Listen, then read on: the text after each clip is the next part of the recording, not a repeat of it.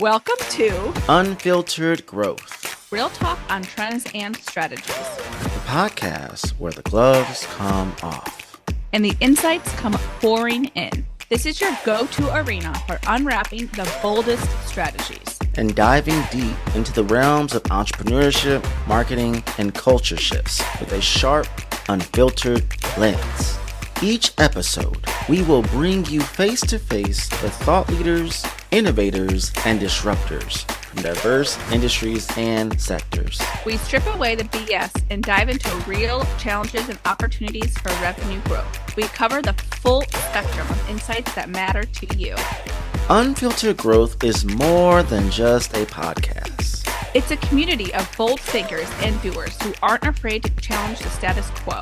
Whether you are an event organizer looking to captivate your audience, a marketer aiming to navigate the complexities of digital trends, or an entrepreneur striving for exponential growth, this podcast is your weekly dose of reality-checked wisdom. Join us as we explore the intersection of culture, business, and innovation. Expect raw conversations, real success, and failure stories, and practical advice that you can apply to your journey. No filters, just growth.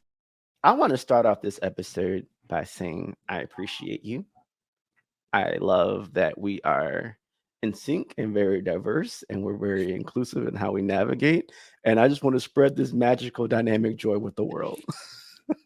You're going to make me cry. And it's like 2 seconds in, you know? Shoot. Goodness. Woo. You are making me tear up. Look, I needed that. Why did we name this Unfiltered Growth, Christina? I don't even know. No.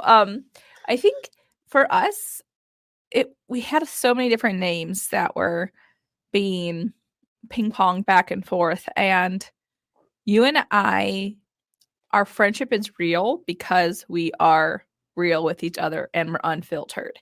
And we're all about growing individually, like as people, not just growing businesses and like what our resume says, but we're truly about giving and receiving. And in our unfiltered growth approach to life, I feel those are the rose-colored glasses we wear, but it's not just to see the positive all the time. Yes, we are positive people, but we also have realness and an unfiltered view of what needs to happen to get to our personal goals, for a team to get to their goals, and individually and as people like Troy, I can say like what you need to do and you tell me what I need to do.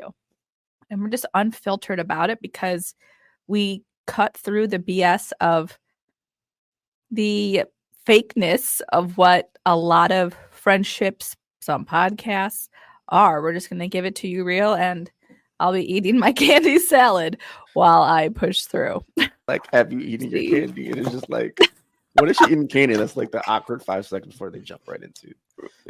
Exactly.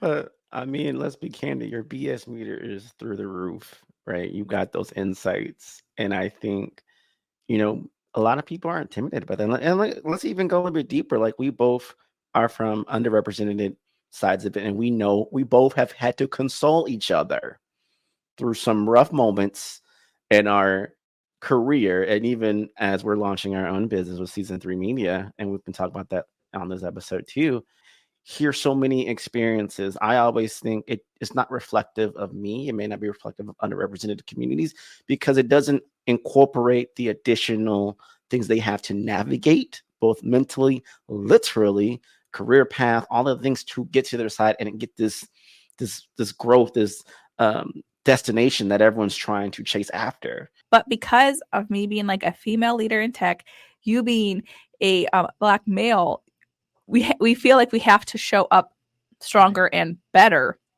because we're already less than in some people's eyes. And so we have to have that persona of what it is or what they think it is to be able to be that smarter, great person that's in the room at the table, whatever that be, which is such a sad thing. And that what truly needs to change. And people are listening, people are watching. This may feel like we go on there. Like, I hate to break it to you, but this is our truth, unfiltered. And we're just going to shed these layers, not only to have honest conversations with potential guests and even spotlight our own individual walks and experiences, both professionally and personally, but also just to show we have to break through those layers to set the right foundation for us to actually grow. And I don't want a lot of people. I don't want to have people think this is how it is. It's not. If you're a minority business, are you, a woman trying to break through some of these BS ceilings, the wage gap, and all these different things? Let's be honest here. There's some things, underlining issues and things that people don't talk about enough, and they put under the rug and just say, do these 3 things and you're going to get there. That's not what we're about. And we really just did this to just change the narrative and be like, give y'all the truth. I ain't trying to be Cat Williams up in here, but if we gotta shed some tears and let I'm people talking know about what's your up. jewelry. So I'm excited. I'm excited for the journey. I think both of us individually bring a lot to the table as former podcasters as well. And I think dynamically put together, y'all ain't ready for the tea. Mm-mm. Ain't ready for it. It's like X gonna give it to you. Don't give it to But you. CK, yeah. and I, for like a little behind the scenes story, when Troy and I were hosting and the MCs of Inbound, the first day I felt like a little off for just various reasons, and we'll talk about those reasons later. But we were in like the green room area, and Troy looked at me and he was like, what's going on? You need to tell me what's going on. Like, I can feel, like, him being like an empath. Like, I can feel what's up. But he already knew what was up. He was like, da da da da da. He said what it was. And I was like, shoot, you are correct. You have to have that level of trust within yourself for him to even feel comfortable to say that to me. And mind you, that was only like the 3rd time in person that Troy and I were together. Okay. So the thought of, oh, only things can happen like that when you're working in office with someone all the time. That's not correct. You have to be able to be real and yourself over Zoom, because we all, during the pandemic and like during COVID, we had that Zoom filter per se, that you had business on up here and I had my pajamas on the bottom, and you just like, it had to be, oh my gosh, yeah, I'm gonna get my coffee, but you were faking it and pushing Code through. switching was real, girl. For real though, like, I sometimes forget when I jump on Zooms now. I have like my hair up in a bun, and I was like, I really don't care at this point. For me to only technically meeting Christina in person 3 times at that point, but have the confidence and the empathy and the reality of like, this is my authentic self. And I'm seeing you need help or you need that support to feel comfortable. I'm not at my authentic self right now. Is there anything we can do to rectify that? Because I'm always thinking, and this is the same practice people should do with their teams, their partnerships and businesses, or their community, is that I can't win without this person. I need to make sure they're good. And that is almost my duty to make sure that they're good. I think there's too much cutthroat. If you go back to corporate America and they put people in a thing, you're trying to get to this one promotion, and it can get bad out here. Have y'all seen Mean Girls? I mean, it can be like that out here in these streets. It's cutthroat. And I always think it's not about competition, it's about collaboration. Collaboration gets you more piece of the pie in a way that feels good. We can grow and win, but I want to have fun. I want to win with people. What good is it to win on your own and you have no one to celebrate it with because you have stabbed everybody and their mama in the back on your way to this title, and then you got no one to celebrate, no one to follow you, no one to congratulate, no one to lead with you, help you in your times. And Like, learn. when you can build it the right way, the equitable way, which is what we're going to talk about, it makes things so much easier. And the last thing I'd say, people here well, we have to embrace DIBA. We have to be more innovative. We have to be more inclusive in, making sure women leaders are empowered and not just given can I be real? Not just given the title, but given the power that matches the title to do what they need to do. Can the people of color in the room be not just the token person, but they were chosen for their skill set and they were given the power to lead and do what they need to do? Like, those are real. And even now in this year, we still ain't got there yet. There's still these barriers, partitions as to why things aren't happening, why things aren't working.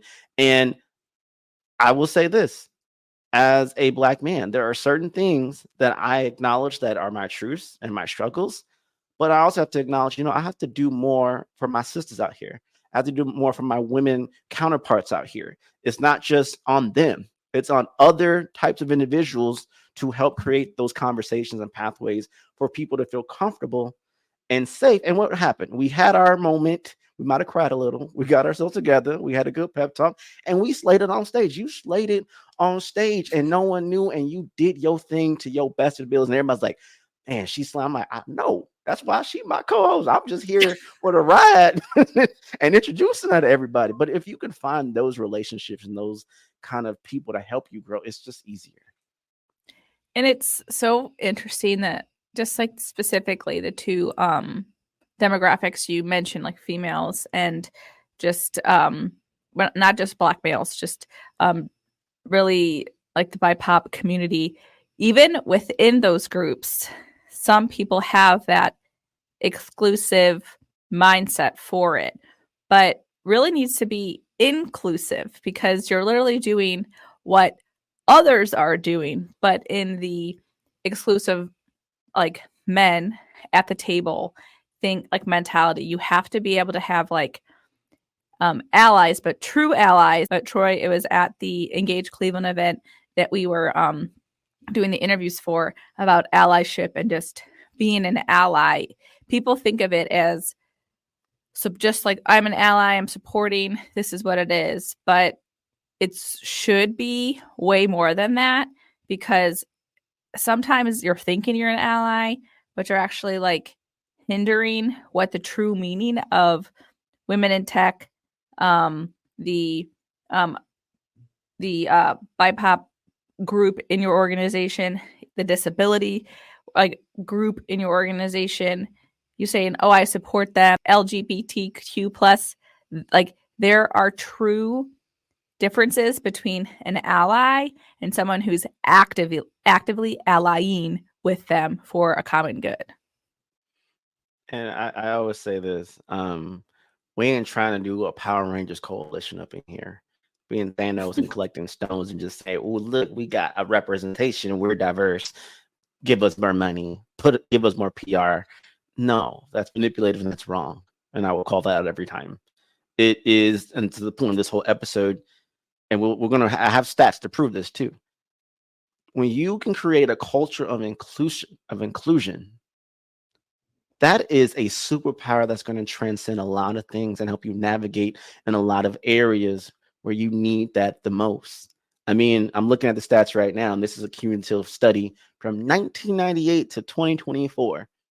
The top 100 businesses are those who are the most inclusive and have a dynamic culture, not just for people to best place to work, but they feel heard, they're seen, they're optimizing literally their operations, how they hire, how they promote, what media they produce, how they market, how they capture data, how they look at data, all through these lenses of making sure our internal culture is reflective of who we are as a brand, and our external culture is reflective of who we serve. And both those cultures are in harmony that keeps us in the mind and hearts of those who are buyers and potential buyers, and those who are those behind the scenes making this business successful. So simply put, diversity equals revenue. It literally does. And yet here we are in 2024, and people still treat diversity, equity, inclusion, belongingness, and accessibility as an afterthought, as a checkbox to maybe show on the website for one paragraph, show one Photoshop picture, which I know you have a great rant story about that. Whatever, it's terrible. It's unacceptable. And you're actually diminishing your ROI because you're not leaning into that way. Yes. And I mean, this is making, I'm like, whew, I got to breathe before I rant, but I'm not going to go into this fully and call out the company. But I have seen, and if you do this, go and change or get your web developer team to change this. You're like, whoo. If your stock photos on your diversity inclusion page is of a Black female at a computer with white males all around her pointing at the screen, that is the opposite of what you want to portray. One, show your actual people. Let's see if they're diverse. Because what I do, I go to your LinkedIn and I look at your executives, and 9 times out of 10, it's not diverse. It is not. You might say, oh, we have women leaders. It maybe is 1, maybe 2. Obviously, it depends on like the size of your company, on the ratio, but you need to be true with that, because people look at that. Like when I was I still am a decision maker for tech, and I choose a software to go with. If they're saying they're diverse and they're saying they have those initiatives, I'll go and look within their LinkedIn. I don't care what it says on your website. I want to see the people. I also want to see what your executives are posting about. So that's also a whole marketing training for your internal team with employee advocacy, as well as just social selling, and it's not even social selling of your product. It's social selling of yourself and of what you truly are capable or you're truly thought of within the community.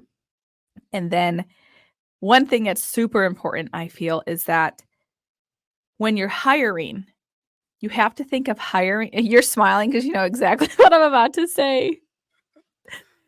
When you're hiring and it's a client-facing role, if you're hiring for a perception, you're going to get negative feelings on that, because you can't sell whatever you want on TikTok, on Instagram. You can say you're diverse because of one diverse person saying it. But if you go and see their LinkedIn and see nobody else is, people will read through that BS and won't trust you. And if you're literally a company on data and trust, what does that say about your product? Like you need to be, and that's what we're talking about with pulling in diversity with your marketing. Don't hire just because you want to be diverse on your highlight reel within your social sphere. You have to do it because that's what you truly believe in, and it's what truly matters. You need diversity because diverse backgrounds will help push your business, because no one wants the same people thinking the same thing, because complacency is going to be the silent killer of your business. 100%. And that wraps up another episode of Unfiltered Growth. Make sure you subscribe, rate with 5 stars, and leave us a review. Remember, growth doesn't happen in isolation. Join our community of bold thinkers and doers on social media and stay connected. Don't forget to go to season3media.com/podcast for strategy or event inquiries, resources, or to just chill with us. Until next time, keep pushing boundaries, embracing diversity, and never stop growing. This is Christina and Troy signing off. And remember, no filters, just growth.